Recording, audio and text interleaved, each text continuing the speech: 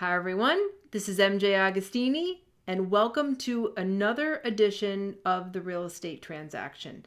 Today, our topic is the inspection process.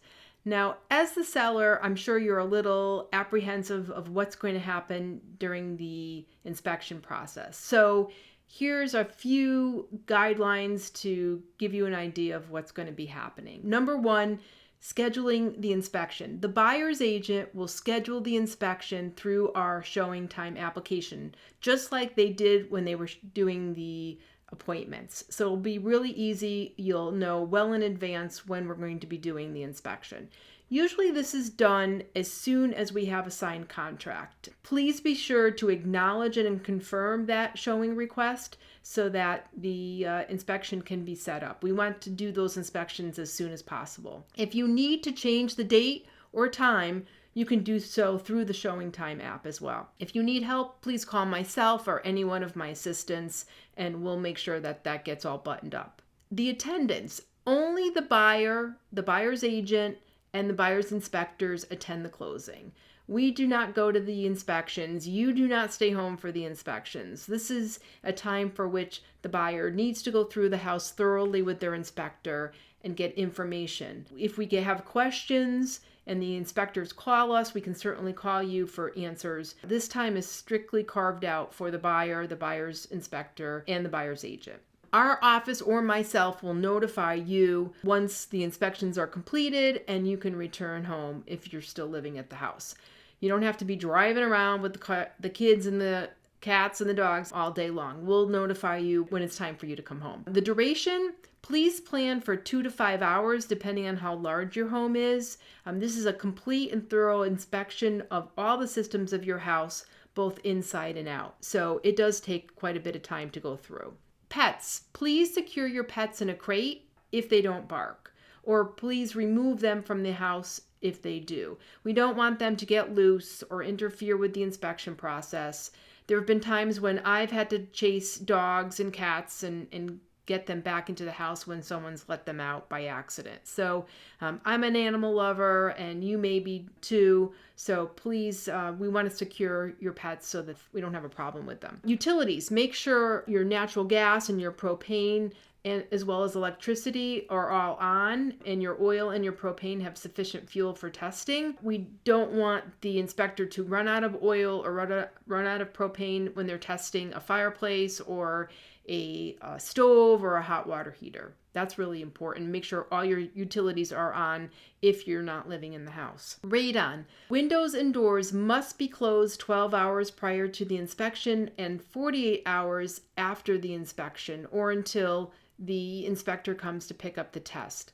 Normal comings and goings are fine, and you can use your central air and your clothes dryer, no problem whatsoever. We will contact you for pickup arrangements, or you'll receive a request through showing time. So please watch for that and confirm that that's okay, that they can come back and pick up the radon test. Crawl space and attic space. Please make sure that attics and crawl spaces are accessible. Don't have storage in front of it. Make sure that the inspectors can get up into the attic. That's a critical part of the inspection, and they're going to need access to that. Outbuildings, make sure all your detached garages and sheds are unlocked and accessible because those are also part of the home inspection process. Septic, if applicable, have the tank cover clearly marked in the yard with a cone or a stick. Most septic companies will have your map available, but just in case they're missing that document, you don't want your lawn torn up unnecessarily. You are responsible for the cost of pumping the tank. The buyers are responsible for the inspection portion of it.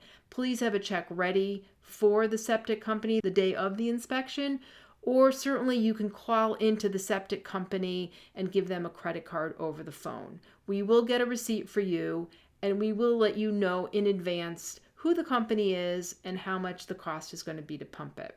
Well water testing. If you have a well, the buyer is going to want to complete a variety of tests on your well. Most tests are not only include the bacteria, chemical, and radon aspect, but they also include the flow, and that determines the gallons per minute. There is an acceptable amount of gallons per minute that the state of Connecticut has identified as acceptable. So as long as your well meets those standards, we should be in good shape. The test does run the well for several hours, and you might find low water pressure when you return initially, but that should come back fairly quickly as your well recovers from that test. Pest report.